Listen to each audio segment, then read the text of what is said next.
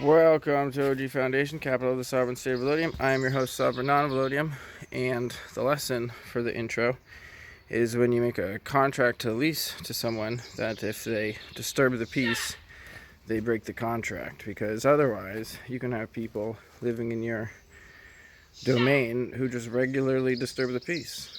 And therefore, the lesson is both contractual, and the lesson is how to maintain one's peace when there are active antagonists. Important lessons. There will also be content about building.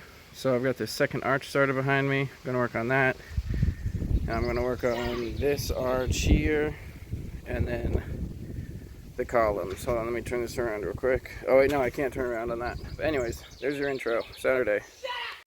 Sunday morning. It's absolute mayhem around here. Drama completely off the charts. But I've got to keep working, otherwise what am I?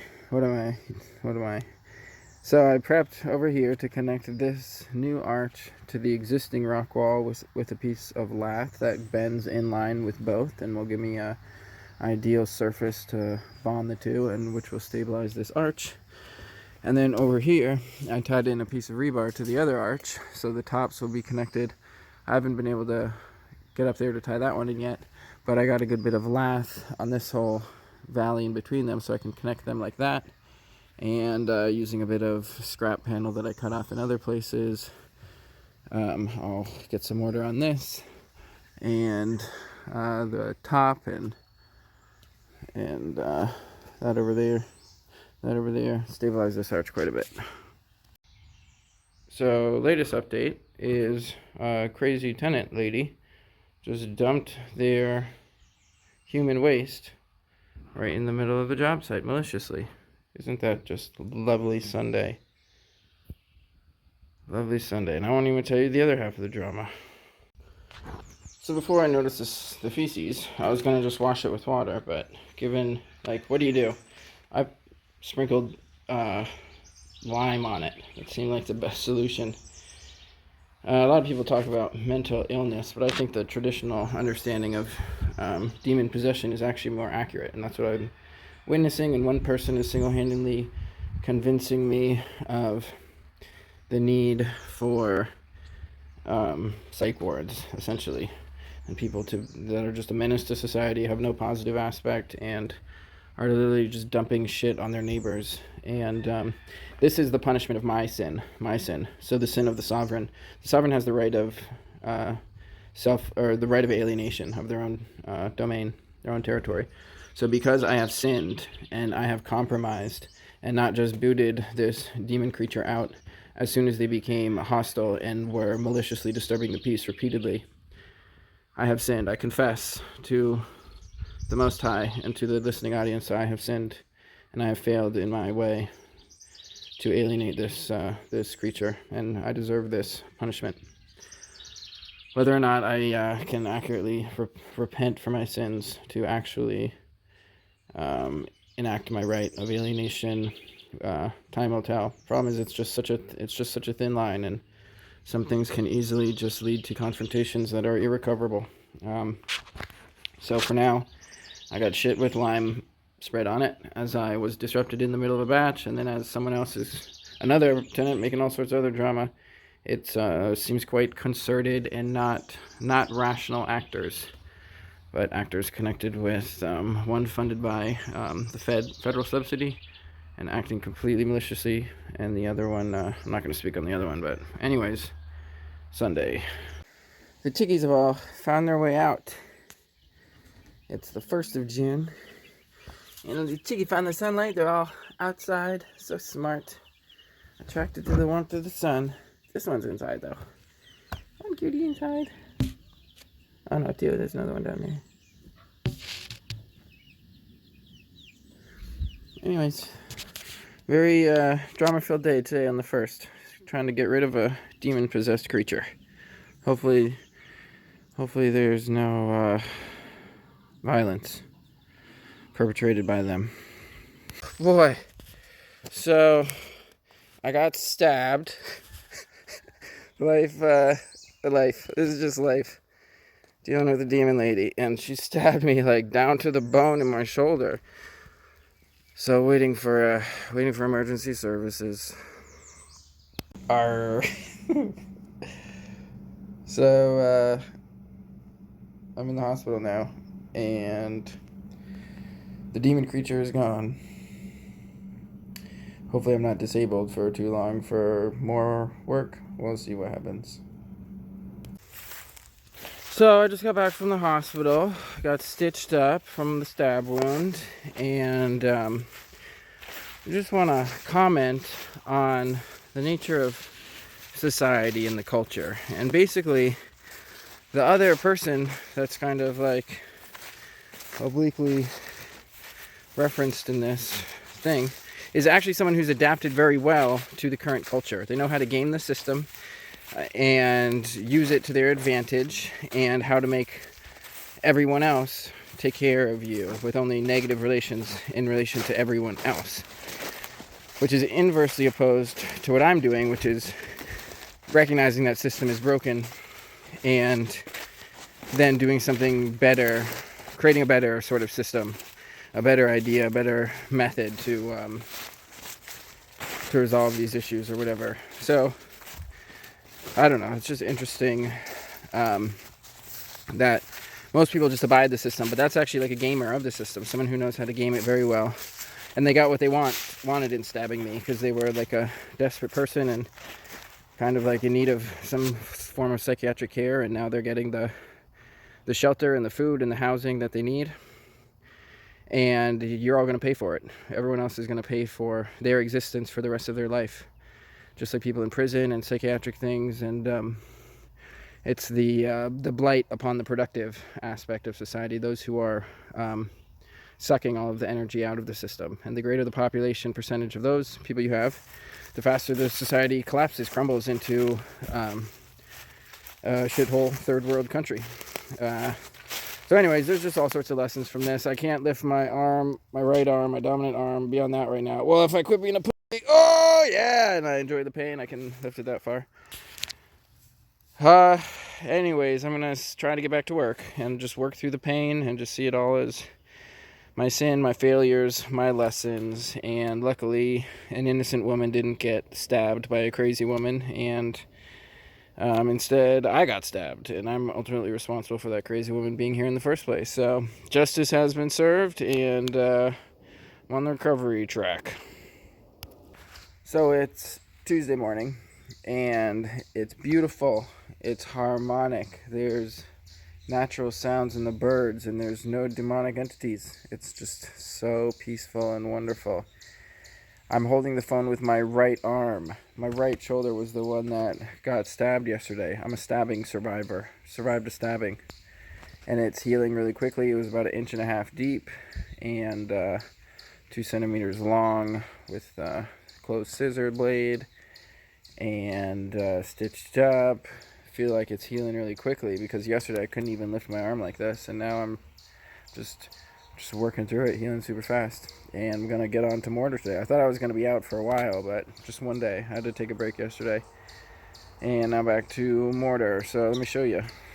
So yesterday I did a half batch of mortar in the evening, and then there was a big rain and hailstorm, and so here you can see some of the damage from the water on the fresh mortar. So it washed away some of the water. It left some kind of like sand behind. In places there's Portland residue behind. Here it got it pretty bad. I tried to put plastic over it, but the wind blew the plastic away.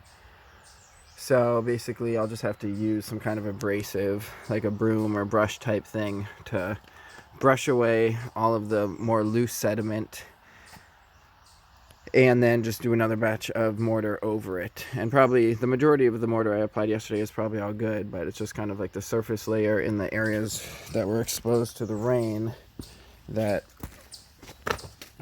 got some damage, and that's what it looks like with rain damage.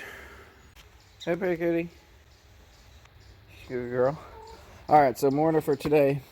I'm gonna keep going on this little small dome, as well as the end wall, so you can see the start to how that end wall is going. And then I gotta tie in the rebar on the left side, and then you can also see how I'm bending that cattle panel right there. Basically each section of cattle panel I'll cut and bend up a full section. Hey girl. and then get as much on the top of this as possible. And basically, I'm thinking for right now, I'm going to use this as like the finish point on this side.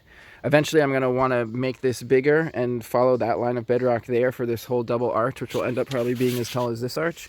But I'm thinking for right now, I want to finish this small arch, and then I'll work my way that way. Because I buttressed the second arch, which was a buttress. I buttressed the buttress, and now I'm buttressing the buttress of the buttress of the buttress or something.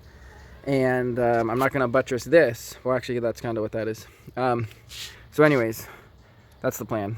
Finish here and then tackle those arches. Probably won't be till the next episode when I really get to the big arches and work my way up to that door. The door up high. Got some cloud seeding going on, but it's a beautiful day, and Kitty's hanging out over here. Tuesday morning, and the outside of this small arch, as well as this open spot and that open spot there and that valley, are all prepped for a batch of mortar. So one batch covered most all of it, and now I'm going to do a second batch nice and wet and get a second coat on all of it now that this has dried pretty fast and I just watered it, and it is curing very quickly. So here I'm bending 3 pieces of rebar. I got the 2 on the left bent and the one on the right is straight, and I just go through with this pipe bender and make a whole bunch of small bends all the way down the line, and then it ends up as a curve. So I prepped the transition from the top of the bunker thing to the other arch, and I'm ready to start on the middle arch. And I'm using this new product, which is basalt fiber. So they're like 1 inch or so, and in each one of these there's like a bunch of little ones. I don't know if I can show it very well. They're a lot kind of more rigid than the fiberglass fibers. But anyways, I'm going to put a bunch in this batch. See how it goes. End of the day, Thursday, and I've got that far wall leveled as far as I mortared it anyways. I've got to do the rest of it. And then I'll cut off the corners on the sides. And then I got up here, and then the arch going up beyond it even more. So I'll go up top and get another view of it. And then finish the undercoating under here, or at least got 1 coat. It'll probably actually need 1 more coat of undercoating.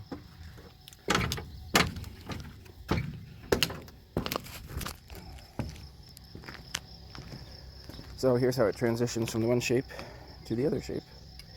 And it's got 2 coats on it, so it'll be nice and solid tomorrow, and I can work on the rest of the shape of it from there. And that's it for today.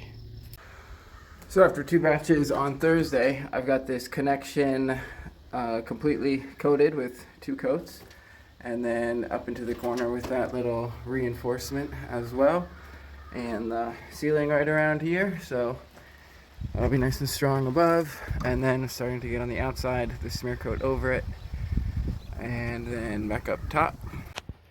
Thursday morning, and the goal for today is to get another section of lath onto this arch while continuing the shape to shape the metal on both sides. And I'm starting to prep the column over there for another batch of concrete. So first step, prep for a batch of mortar.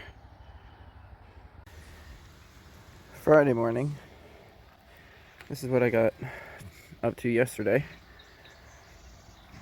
So this top section got 1 coat. The darker gray is where there's a second coat, and then at the end of the day I came through with this lath to make a step. So there's going to be 1 high step right there, and then I basically just got enough, tried to get it relatively level, and then got enough mortar on the top and on the bottom here so that I'll take that out, so that it's anchored in, and it provides better strength when it's curved than when it's straight. So rather than a straight triangle, I pinch it together here, here, here, here. So that gives a curve to the top and a curve to the bottom. And then it reduces the area in between. So all along the pinch line, it'll be solid mortar. And where it connects, it's not clear if it'll be solid in that whole thing. It might end up being, but there's enough on there now that The first thing I'll do today is make a small hand batch of mortar and apply more to this stair so I can progress it as fast as possible and get a second batch on that stair by the end of the day. And then there'll probably have to be one more stair somewhere up here, right along kind of the edge of that. And then you see how the rebar is above where the cattle panel is. So the arch of the rebar is closer to the shape that I want, and I've got to tie the cattle panel up to the rebar so the cattle panel gets to the right shape. So that's the plan for today. Afternoon on Friday, after one batch, more coverage on the stairs, more coverage on top. Earlier today I crawled over that metal and was able to climb up the column around and then over barefoot as I was tying the rebar to the cattle panel with the stainless steel wire, and got it all ready. The curve is good now, and so I can keep going that way, but the steps will slow me down slightly, but once they're in, they'll speed me up. So that's where we're at now.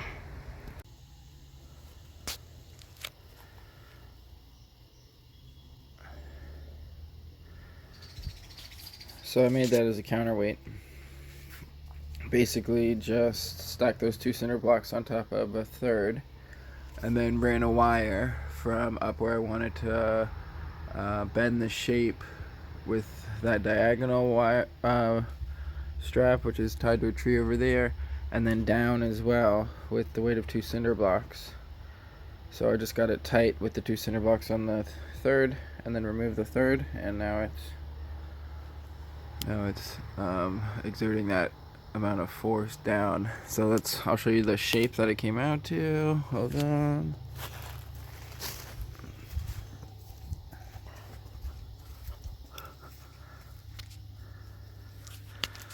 It's still kind of hard to see, but the rebar smooths out the bends that the cattle panel is capable of. Looks a bit funky right now, but I'm about to go up there and check to see if everything's dry enough to be able to apply another coat of mortar over what I did earlier. So up here I got pretty good coverage underneath the first stair, and I'm gonna have to cut some holes in this lath to make sure I can get it in there without any kind of air bubbles or whatever. And then hopefully I can get nearly full coverage on this one as well. And as far as how dry it is, it's hard enough that some things will crumble, but it's hard enough that I can get another batch on that top layer as well. So ideally tomorrow I'll be able to walk on these stairs. Could that really be possible? We'll see. So final update, this wall is just about fully merged with this column that I was having some issue with bending the very last piece, and the arch is rising. I'll show you on top. And then up here I got a second coat yesterday, getting the mortar into like the triangle there. So it's pretty solid in that whole triangle area. I might have to cut out a little bit of the lath up top to get it nice and tight up there.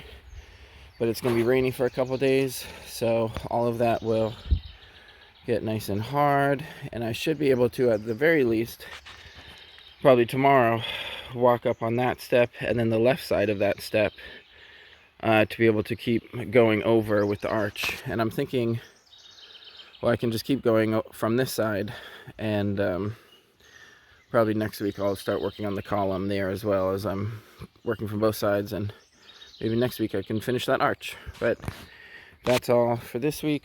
The harmony has restored to the realm. The malicious person is gone. There's a new tenant in that unit.